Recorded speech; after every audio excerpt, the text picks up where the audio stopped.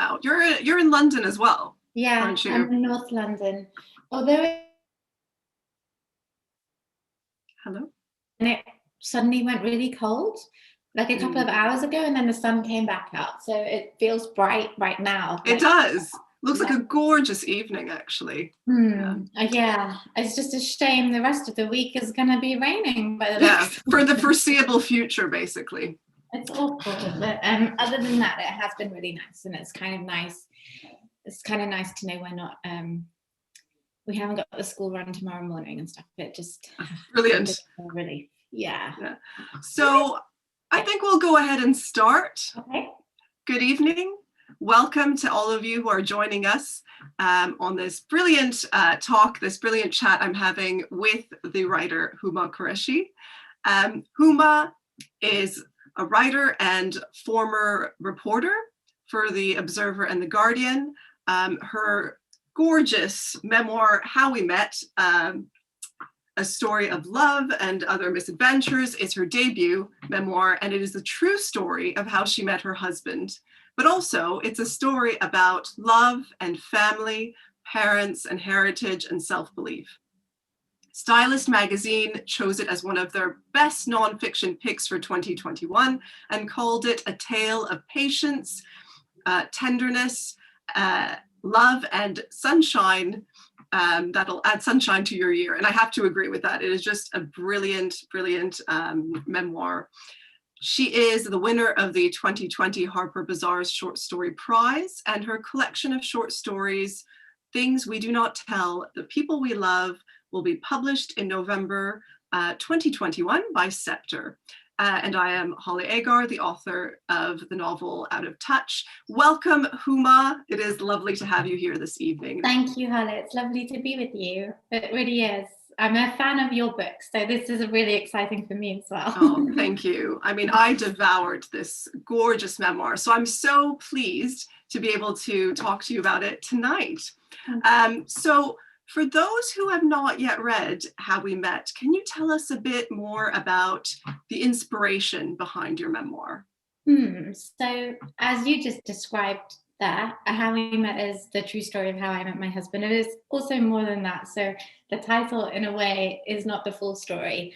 And the inspiration behind it, of writing my own story, which is a love story of sorts, but it's not just about falling in love with my husband. It's a journey for myself. It's a journey of family, of faith, and coming to terms with being a certain age in your life. Like, I think all of us in our early 20s can feel lost and bewildered and feel like we're supposed to know all the answers and we don't. And I think that's what I wanted to capture. In terms of the inspiration, it came from different places, really. On the one hand, as a writer and a reader, I was hugely inspired by women writers who were writing nonfiction memoirs and being so generous with sharing moments of their very personal experiences and putting it on the page in a way that was so beautiful that it was that anyone would be able to relate to it, even if it hadn't been your personal experience. And I really aspired to that kind of writing, to writing of my life or of a moment of my life that would also speak to someone else, even if they hadn't been in my shoes at that point. So that was kind of like my inspiration, my sort of lofty inspiration, was to write like the authors that I loved in that genre of nonfiction.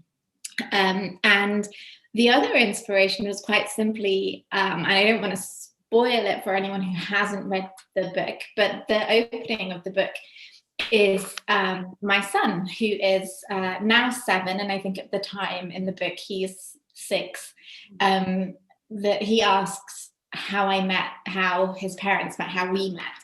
And I find myself a little bit lost for words, because the story is not as straightforward as perhaps it ought to have been. And I wanted to lift the lid on that, because, as I also go on to say, my story is not dramatic. There's nothing crazy about it.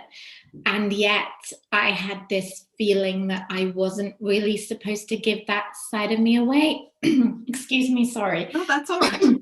I haven't even remembered to bring a glass of water with me, but that feeling, I think that maybe came with my the way that I was raised, really. We weren't wasn't to really kind of talk about it. And I wanted to be able to have that honesty. So that really mattered to me and inspired me to want to put it on the page, to be able to tell my children, this is how it started, and this is our story, and you're part of that story.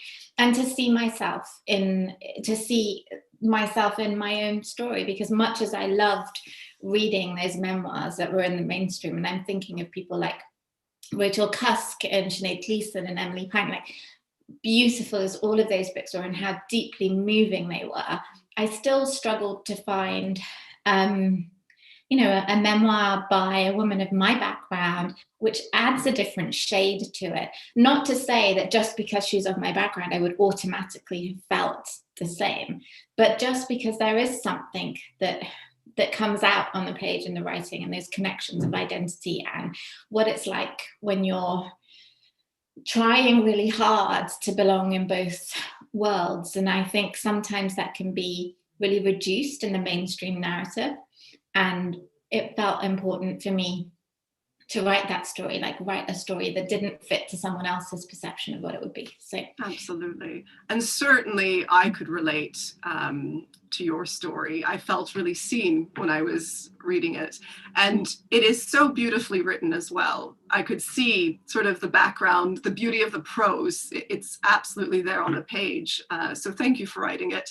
And again, for those who haven't read the memoir yet, I mean, get yourself a copy. It is so gorgeous, that opening. I won't give anything away here, but it is the story of, you're telling your children how you met, and it's just so sweet. It's a very tender opening, and yeah, it's gorgeous. Speaking of sort of coming from, your heritage and growing up in the West, could you give us a bit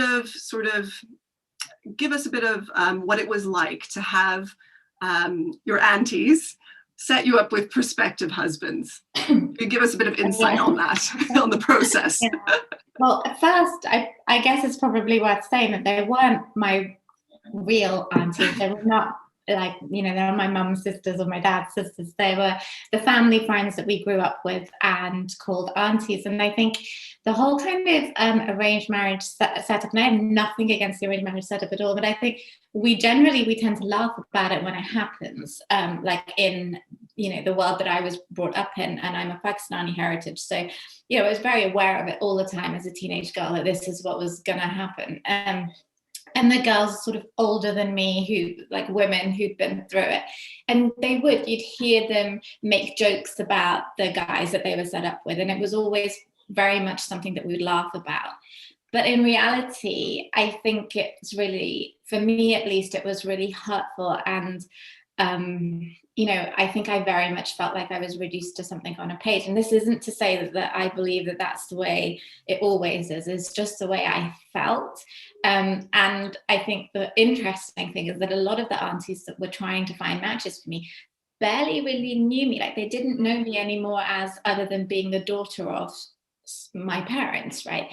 So they didn't really know what they didn't know me as a person. Like, I would have been saying salam to them, like saying hello to them at a wedding or at a dinner party, but then they knew nothing of me apart from my education and my job, and that was it. And that was the judgment and what I looked like. And I think actually behind the whole jokes of the aunties and the painful dates and encounters and the very stilted conversations that I had, which not everyone has, but I was just very unlucky, I think. But I think behind the comedy factor of it was that actually it was very lonely, because it wasn't something that people talked about in a kind of emotional way. It was always something that was sort of made fun of a little bit, even by the people going through it at the time. And I think that was just our way of dealing with it, was to make fun of it without acknowledging that actually it's a little bit hurtful, because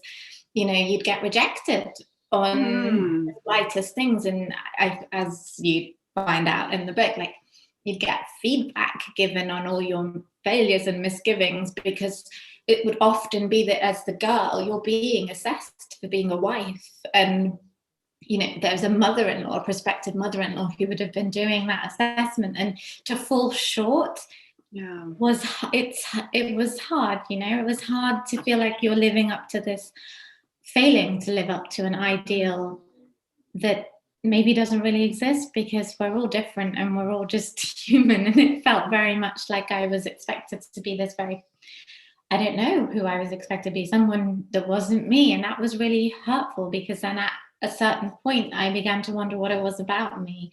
And I think, so I guess it was at times bemusing and amusing to be set up by these aunties, but at other times, I took it perhaps more sensitively than maybe someone else did. And it did kind of dent my confidence a bit to go through that.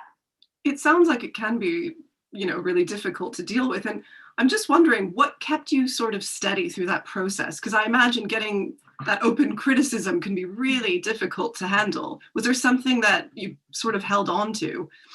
I wish I could say I did, but looking back, and also like this was something I felt in the writing of the book, I very much remembered myself being in my early to mid 20s. I mean, it carried on into my late 20s, to be honest. But I distinctly just remember feeling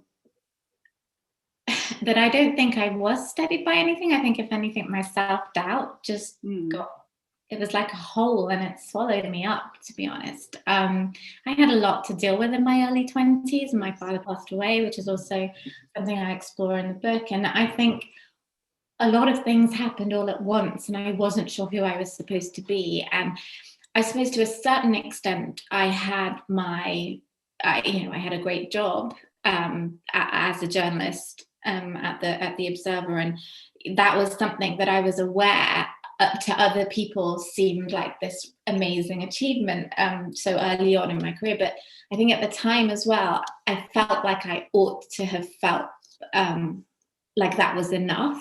But I struggled, to be honest. I can't remember what it was that really massively did get me through. I found a way eventually to draw a line under it, because, a lot happened, and that's in the book. And I did draw a line under it, and I found my own space, quite literally, in a very physical form of having my own place to live. That was a turning point, but it took a while to get there. And the interim years were just quite uncertain, to be honest. And I felt for that. I felt for her in the book. Like, I felt for who I was, because I don't think I realized until really now, until taking stock, that actually, gosh, I was quite lonely, and I had a lot to deal with, and I didn't really know how to deal with it. So I just went to work. And that was it. So I didn't have some kind of amazing awareness at the time, other than feeling incredibly like I wasn't good enough, I think. And I think that's channeled in what I call the sad girl years in the book.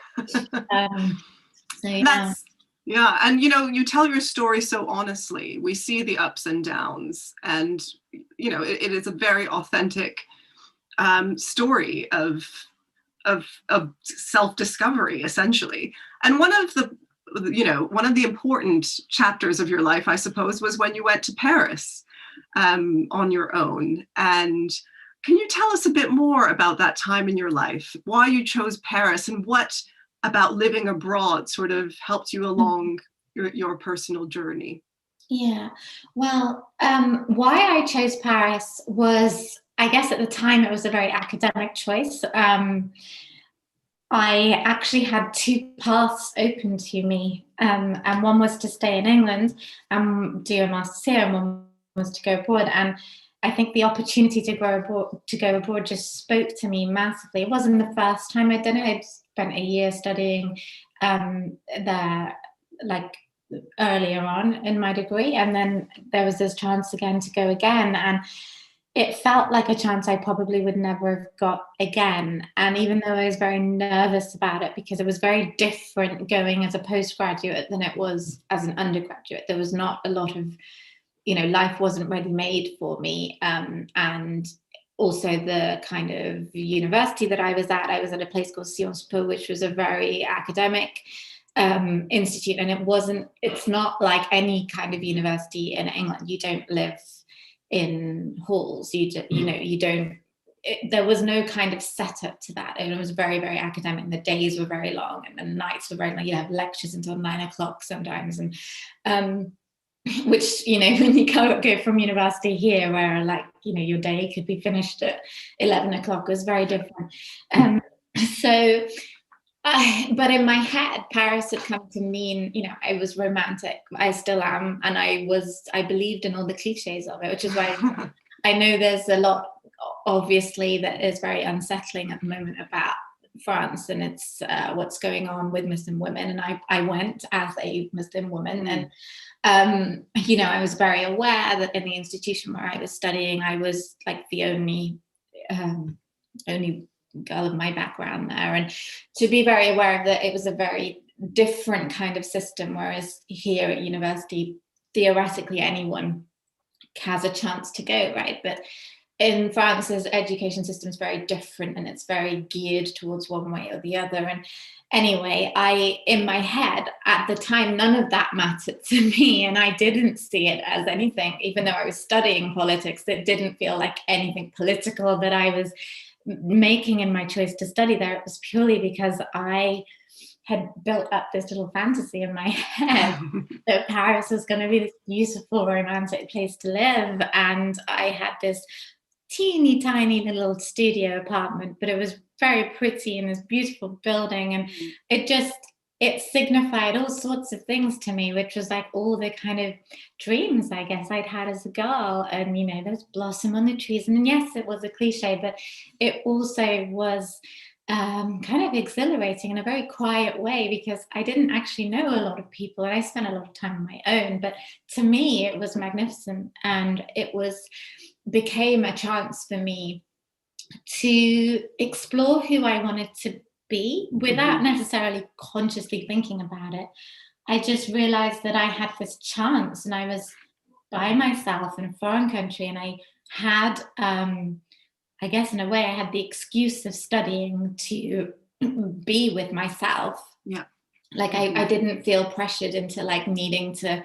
It's probably going to make me sound like a bit of a loner, but I was very introverted. I am quite introverted. So I didn't feel the need to be surrounded by lots of people. So I wasn't intimidated by the idea of meeting new people, because I wasn't really there for that. I felt like I was there for me.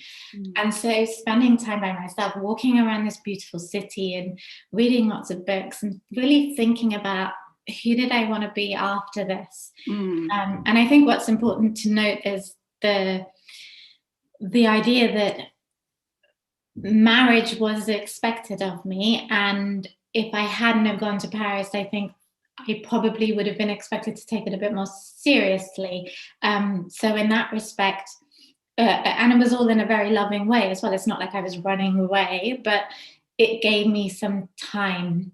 Yeah. And it symbolized this moment for me to grow as a person and as a young woman, and figure out what I wanted to have for myself. So I suppose in that respect, it meant that moment of my life it did mean a lot. And it was this opportunity to kind of be free for a little while of expectation, not of anything else, but just that expectation. But of course, I put more expectations on myself, as you'll find out in the book as well. Absolutely, yeah.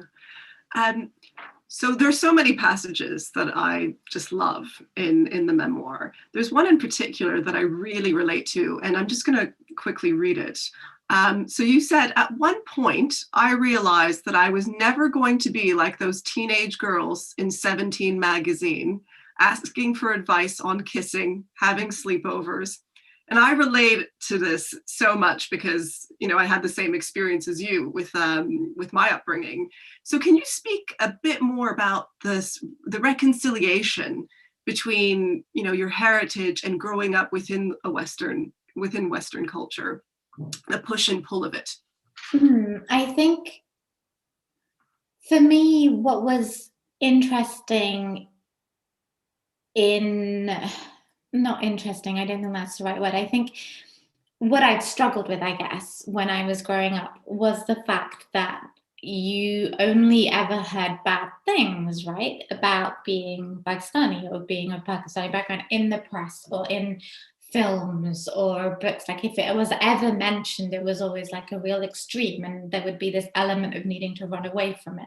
Whereas in reality, like I had a really normal upbringing, and there were times when it pulled you closer, and there were times when you either felt pushed away from one side or you deliberately wanted that distance. And so, I mean, I talk about sides, I guess I mean the Pakistani side and the kind of English side that I was living at school and all of that. So it wasn't like an extreme one way or the other. You're kind of bouncing between both worlds. And I don't really know how we learned to do that. Yeah. And I don't think anyone tells you to, and I don't think we even necessarily, you don't win at it. It's just the way that you live and you experience life. And I think there's not enough written about that very normal experience of these two worlds that do meet, and they don't always clash. It's just that sometimes things are different in one environment than they are to the other environment, and it's a very delicate line and a very delicate bouncing ball game that goes between them, which is why sometimes it could get confusing because things weren't always clear. So sometimes I'd be second guessing what was appropriate and what wasn't appropriate, because you kind of assumed you were supposed to know the difference between your Pakistani side and your English side, but actually a lot of the times they'd overlap, and you'd have to find this fine line between them. And it was delicate. It remains that way, when I kind of, up raising my children right now, and it being Ramadan, and or you kind of think about what are the values here that belong to that world and what belongs to this one, when actually we all have the same values. And it's just this delicate balance for me rather than a clash. Absolutely. And I think that was what was really interesting, because that's what I wanted to capture in the book, because I don't think those are the narratives that we normally hear about. So we normally hear about one way or the other, but not how you navigate through both of them. And I think a lot of it, and I'm guessing it was the same for you, a lot of it you just learn from being in both worlds, and you start to absorb what is expected of you in both worlds and how that gets you through. Exactly. That in-betweenness, you're just trying to navigate your way through. Yeah. And I think our parents were also trying to navigate their way through, because it can be confusing. And your memoir is so great because it really looks at this in nuance. It's not, like you said, just black or white. And you do a really good job at showing sort of what it means to sort of be in between. I think you've summed it up right there, that it's, yes, there can be an otherness, but I think maybe 80% of the time it is that in-betweenness where you're just not, you're just trying to go through both and trying to get to the end of it. And so it's kind of something you just live with, right? Absolutely. Just sorry for our audience. If you do have questions, we will be doing a Q&A towards the end of the session. So please feel free to put your questions in the Q&A tab as we go along. So I was also thinking about what you wrote about language. And this is something else that I really related to in your memoir. So you speak Urdu, and the way that you put it is sort of, it's stilted, or you don't feel very confident when you speak in your mother tongue. How does that work for you in terms of feeling sort of, what's the word I'm looking for? Not sort of, I feel rusty in my Farsi, for instance, feeling rusty. How does that either connect you or disconnect you from your heritage? This is really interesting because for a long, long time, I felt super guilty for not being able to have that skill or that connection. And it might sound like a bit of a cop-out. Like, I wouldn't say you started that question, you said, I speak Urdu, but I don't think I actually do, because I don't speak it unless I absolutely have to. And Mm. I find it difficult. So my understanding is still there, but my actual speaking of it is not. I would say I don't really speak it. And for a long time, I felt really ashamed of that, to be honest, because I kind of feel like my parents put this effort in. And at some point along the way, I lost it. I'm the youngest of three, and my older siblings are quite confident, but I was never confident to speak it even as a child. I think I was just always very self-conscious. And it felt like another place to maybe slip up, and I didn't want to. And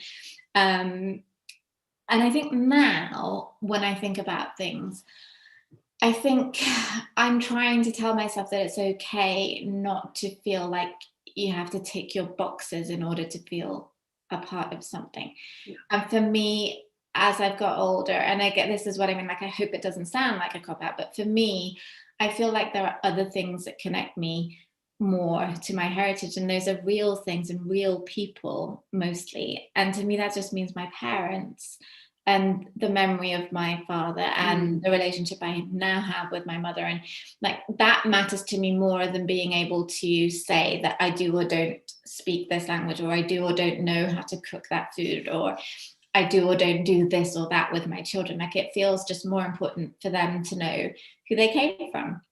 And who their grandfather was and who their grandmother is, and that this is why we do things a little bit differently in my family to what we do with my husband's family. And like, that to me feels like just narrowing the scope of how big that world and heritage is just because, of course, I only ever knew my parents here. Like, Yeah, of course. I don't really know what their heritage meant to them. Like, it's so I just try now to focus on the people rather than the maybe outward signs of what other people would think are connections to, which is great for people who have that, people who have the skill for the language or embrace the clothes and the culture, and they know of the music and the kind of popular culture stuff. Like, I don't really have that connection. But I have my family, and that to me matters. So I try and tell myself that that's okay. Absolutely. And I feel like I know your family after you're reading your memoir. And yeah, it's absolutely tender and lovely in that way. I wonder if we can now start talking about the process of writing the memoir. It's something I'm really personally interested in as well. For you, when you were writing, what was the biggest challenge that you faced with this genre specifically? Because I know you also write short stories, and we'll get to that later. But yeah, with the memoir, what was the biggest challenge you faced?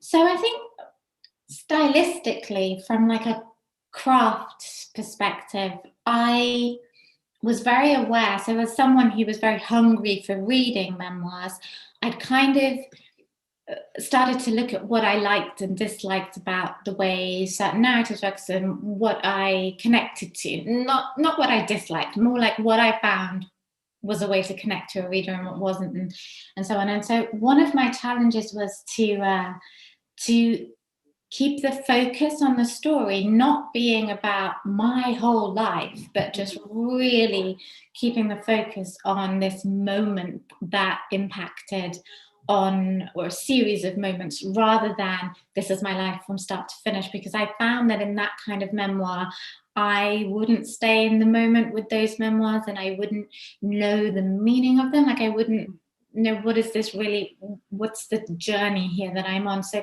it was really important for me, and a challenge for me, to stay on a journey in the memoir. So there's some people who, and I've been really lucky, and I've had such lovely readers, and everyone has said such lovely things about the book. And I think one of the common criticisms is that, but it was too short. And I think for me, that's because we were really specific about staying in this moment, because it just seemed really important to me as a writer, and as a writer of memoir, and like studying my craft on my own, and trying to to really identify the fact that a memoir isn't a life story. A memoir is about a moment that changes you, for me. And that's what mattered to me in the writing of the book. So that's that kind of journey that then translated into these days and those days. It seemed like a very organic way to then tell the story, to show that journey. So that was both challenging, but also at the same time really helpful, because my focus was razor sharp and I was able to go back in time quite specifically to these moments and analyze them and really ask myself, what's the meaning there? And I think that's also my next sort of second part to your answer of what was sort of challenging in it is I found myself constantly asking in the nonfiction what purpose it served and what is the point of sharing any of this. And I needed to keep reminding myself that beyond the story of what happened in terms of how I met my husband, there's also layers underneath that. And that it's in the layers that the real story is hidden. Because the story of how I met my husband is the surface story. It's everything that happened underneath. And that took work emotionally, I think, because you have to kind of confront yourself on the page, and like writing about certain times in my life and realizing that I was quite lonely at times. I think that was I don't think I really acknowledged that moment in my life, like after my father died. I didn't really have the time to process it. So coming back to it in the book, like that was, I wouldn't say it was cathartic or anything like that. It was just more like a realization or just an awareness that maybe I hadn't given myself time, and maybe I definitely felt like I was writing, when I wrote about myself in the past, I could see myself as separate to who I was in the present, and I could see her as this fully formed individual, and I could see her struggling, and that was hard, but at the same time it was so necessary, because I took that feeling from her and I was able to put it into the writing. So it really did require this openness. It requires you to be open to you when you're writing nonfiction, before you can even begin to think of readers. Like, I didn't even think of who would be reading it. I just had to sort of meet myself on the page before that. And I think that's how what I wanted to do was just get the truth and the honesty of emotion. And for me, that was the only way to do it, was to be really like open with myself in the act of writing, if that makes sense. Yeah, certainly it comes through. And, you know, I love the focus of the memoir. Like you said, you take us on a very specific journey. And because it's you know, we've got the subject, you can, like you said, go through the layers beneath the surface, and we get a deeper idea of what this means within a larger context by sort of zeroing in on a topic. And so I really actually enjoyed the short, sharp focus of your memoir. Thank you. So yeah, brilliant. And I love how you say, you've spoken about yourself in the third person. I think that's brilliant. You were saying she and her. This sense of detachment that sort of comes with writing. What do you think, how does that affect you now, would you say, writing about yourself in the past? Does that change your perspective on who you are currently and where you see yourself going in the future? That's such an interesting question. I hope so. I do hope so, because I mean, you don't always get a chance to spend a year reliving, you know, your most challenging experiences in life. And there is something quite, you know, it's privileged and it's slightly indulgent as well. And maybe that's what memoir writers are. But it's this real, it is a journey. You know, you don't write your books just for a reader, and you're writing it for yourself, and you're figuring something out for yourself. And if I've taken anything away from that, from seeing her in the past, it really is to give her patience and to give her space and time, and to remind myself of that now in this present, that maybe I need to give myself patience and some time and space because I never gave it to her before. And you know, I might not get the chance to write another memoir again. So when will I get the chance to learn from these really big moments that will always happen in life? So I think it was a real, you know, like the act of sitting down to write about your most private moments is really, there's something very humbling about that, because it is a real learning experience, and you have to take something away from it because, you know, you're how could you not? Like, it would be so, I think the writing would feel empty if it wasn't from that place of kind of real, honest self-observation. So I'm hoping that I did, you know, I had a lot of time to process a lot of that emotion and to only just acknowledge it, like to only realize now things that had happened 10 years earlier is quite a, you know, it's quite a kind of like shock moment in that, oh my God, I never put two and two together. I never connected those dots until now. And now I feel so sorry for who I was, and I feel sad for her, or I wish I had known that, or I wish I had had someone that I could have gone to. And to know all of that now, it kind of makes me feel like it's more urgent to remember. Yes, absolutely. The things that I perhaps didn't realize I didn't have, and to remember what I do have now. So yeah, it was definitely a sense of it's strange because it's like a detachment, but it's also like your shadow, so it's with you as well. That's a beautiful way to put it.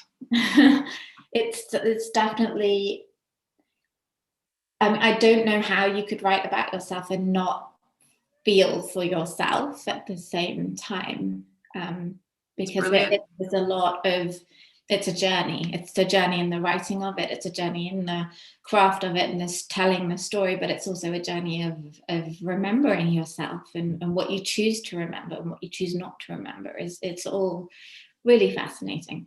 It absolutely is. And it sounds like it really can help you develop a sense of self-compassion as well, which is so important. Brilliant. So what was for you the most rewarding part of writing this memoir? If you can... well, I guess we touched on this slightly in the beginning before anyone else had joined, and we were talking about the ending of my book. And as I kind of hurtled towards the ending, it just seemed to make sense to me as to why I wrote it, and then kind of coming back to the beginning of the story and tying it up with the end of the story and where the role of my children were in that.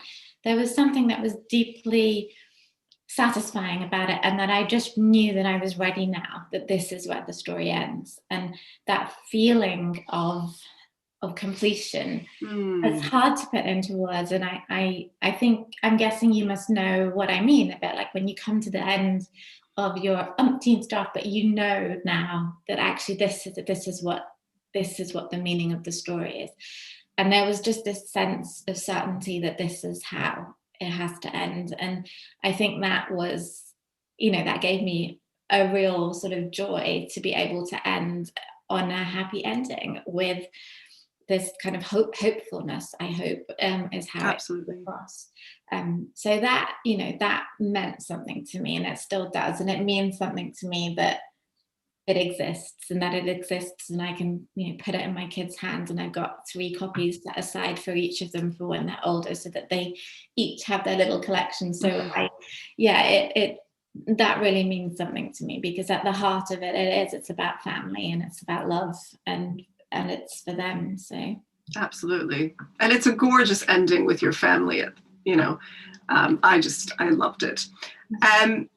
Well, I think we should talk a little bit about Richard, your husband.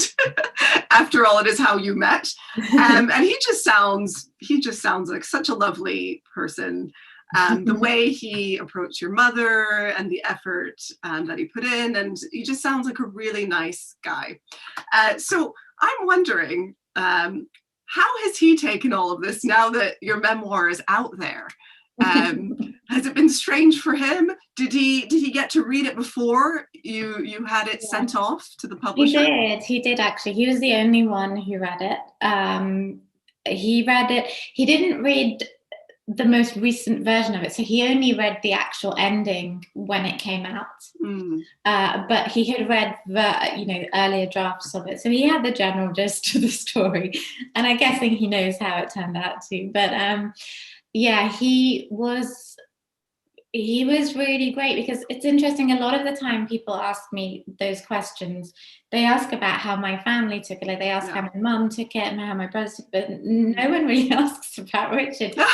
and he's the we and how we met. So he understood my motivation for writing it from the very early on. How We Met itself actually started as an essay, to be honest.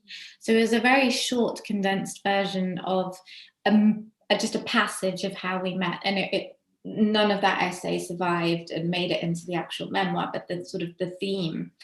And he'd read that essay because I sent it off to as a part of a collection, and he'd read the essay and he seemed to understand why it was important, because I'd said to him, I don't want this is us, this isn't just me. And there are lines around that, and there's our children are in the book, like there's and he seemed to understand why it mattered to me so much to write it for myself, for women like me, for girls who were younger than me, who I was once. And he seemed to get that really early on. So he never felt at all like I needed to hold anything back, or that he, didn't want his name in it or anything like that. So, which was amazing, to have his support in that way. And now, he's been as blown away by me, really, as me. Sorry, did that make sense? He's been as blown away as me, not by me, as me, on the response to How We Met. And he finds it quite funny when, there's been bookstagrammers who say things like that everyone's a little bit in love with Richard. It's quite funny to me. So that's kind of slightly bemusing to him. But yeah, I think just knowing that he also understood very much, because even though the story is how we met, as a character or as a person, he's not massively in the story. He's there, but he's not all the way through the story. And I think he always knew that this would be about my process and my journey more than it would be about us or him. And yeah, so he's been fully on board with it, which has been great. Brilliant.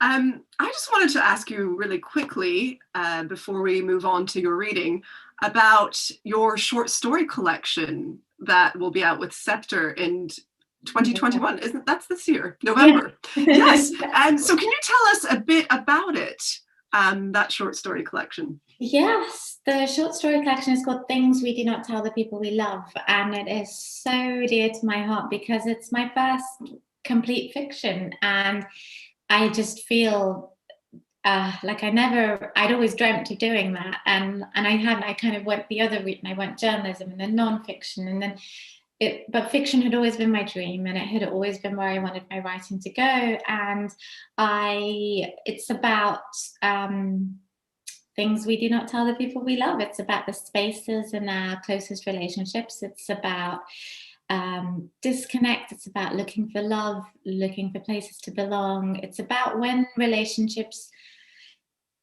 turn awry, when things don't always go to plan. And it is all fiction. In my fiction, I really like to push relationships to the test, really. And so I will keep asking myself, what if? And I put my characters in these contexts, and I throw things at them in a way, and I try to see whether their love will survive. And they're not all stories about love, but at the heart of it, they really are.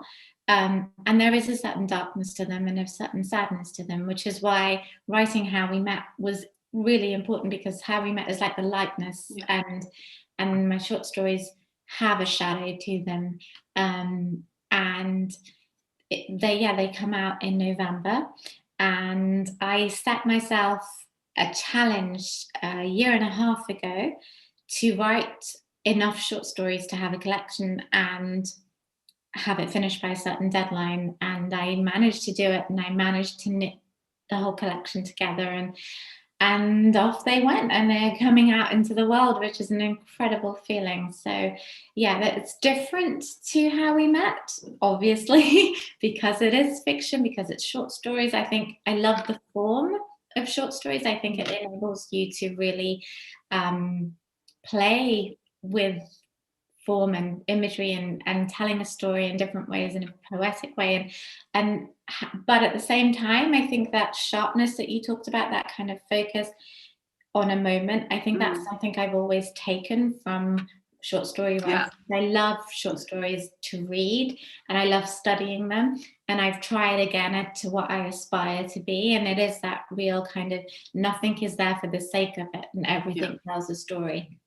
So I've tried to really capture that in my short stories as well, because I love focusing on the tiny moments, like a camera would, like the kind of the edge of a skirt, or a hair being or just like something, just this tiny moment that actually speaks volumes, is what I really love exploring, and hopefully readers will feel the same when they've read it. I'm certainly very excited about it. I've just seen now that we are running short on time here. I think we could still do a short reading of a passage, and then if hopefully we can open it up to the panel. I am mindful of time, but I think we can still get a reading in there. Thank you so much. Brief reading, and this is from near the beginning of How We Met. And just for context, it starts with my son wanting to know how we met, his parents met. So I'll keep it brief so we've got time for questions. Safian still wants to know how we, his parents, met. Now Sina does too. I deflect their questions and ask them instead what they think marriage means. Sina doesn't know. Sina is only 4. Sina doesn't know, but says he will marry me anyway. Safian says marriage means that you love someone, and that when you love someone, it means you're going to live with them forever. He asks me if he's right. I tell him he is. He tells me he wants to live with me forever. I tell him I'd love that, but that I also completely understand if he ever changes his mind. My friend Simon says you should write about how you two met. You should write about how it happened. I laugh and tell her it's really not that interesting. Besides, as parents of 3 small boys, all we do is watch Netflix and eat dinner on the sofa once the kids are in bed. But people need to hear that you can break the rules and live happily ever after, she says in earnest. Women, girls like your younger self, they need to know it's not impossible. I laugh it off again. I don't think of myself as particularly rule-breaking. All I did was fall in love unexpectedly. See, I married Richard, someone I wasn't technically supposed to because he wasn't from my background and didn't share my cultural or religious heritage. But after so many years, it is easy for me to belittle this, forget what it felt like at the time. It is easy to think of it as not even that big a deal anyway, as though telling my family about him wasn't the most difficult thing I'd ever done. Lots of people have done what I've done. I was certainly not the first. I tell myself that how I met Richard is unextraordinary and normal, and therefore an unimportant story to tell. But later, I catch myself thinking of us and of our marriage and our children and of the life we are making together.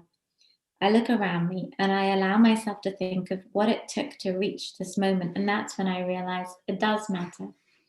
I ask myself, what if my story, our story, might count? What if it might mean something? Though there is plenty of the everyday in our story, because we are ordinary and watch Netflix and eat dinner on the sofa, it does not make it any less of a great love. Though the way in which we met was normal for the time, doesn't mean the stakes didn't feel impossible or too high to scale when we were in the midst of trying to figure out what it all meant. It doesn't mean it didn't feel extraordinary, because it did. Perhaps no one would know to look at us what it took for us to be together. Perhaps parenting has left us too tired for it to show. We've been married for nearly 10 years now. I notice the soft crinkles around his blue-grey eyes, count the silver strands that appear as if by magic in my dark hair, and it strikes me that we're growing older together. This astonishes me. I realize how, in the ordinariness of the everyday, the steadfastness of love is revealed. I think about what Simon says. I remember how, when I didn't know what to say to my family, I looked everywhere for a version of my story, something that might have helped me find the words I needed. I think of all the little questions my children have and all the bigger questions that are yet to come. I wonder if they will understand that the story of how their father and I met is not so much about the specifics of when and where as it is about me learning how to find the words I needed, figuring out what I felt, saying what I had to say, even when I felt my voice falter. That is gorgeous. Thank you so much for that reading. Brilliant. Thank you. I'm just going to take a question now from the audience here. I'll read it out to you. So it says, how was it for you to write so personally about your life, knowing it would be public and that your friends and family might read it? Is there a line you decided not to cross, and how did you work that out, if so? Very good question. There was a line to a certain extent around what I was prepared to share in the present day. So there was a line around how much I wanted my children to be in it and how much I wanted to write about marriage, to be honest, like in the present day, because there are certain things that are just for us and it's just home life and doesn't need to be in a book. But at the same time, the actual journey that I went on in the book and that whole process of the being introduced to people and the kind of rejection and stuff, I didn't feel like I needed to hide that. I mean, I'm not a very, believe it or not, as a memoir writer, I'm not someone who talks massively about myself. I do it for my book, but I'm not a big talker generally. I'm not hugely commanding presence in a room. So there was some sort of comfort to me in being able to write my story because I've never really been able to say it. And I didn't feel like I needed to hide any of the emotional journey that I went on because I knew from the books that I've read that have moved me and have meant so much to me that this would matter. And most of all, I kept thinking of myself as a young girl, and I kept thinking of myself as like how much I would have wished that I could have pressed this book into her hands at her, hardest moments of being a teenager and being at a new school, being in sixth form and not really knowing what was going on because, I just wasn't as cool as the other girls and like all of that. Like that was my real kind of, that's what kept me going. I didn't write thinking about publication massively. I just kept remembering what it would have meant, like how much this would have changed me. How much confidence would it have given me to have just read one other woman's story that gave me hope for the future? Then that made it worth it for me. And my family understood that as well. So. Absolutely. And thank you so much for writing how we met. And sadly, we are out of time, but it was such a pleasure to speak with you, Huma. Thank you so much for your time. And thank you for joining us this evening to all those who are out there. We hope you have a lovely rest of Sunday, I suppose. Yeah, thank you very much, everyone. Thank you, Haleh,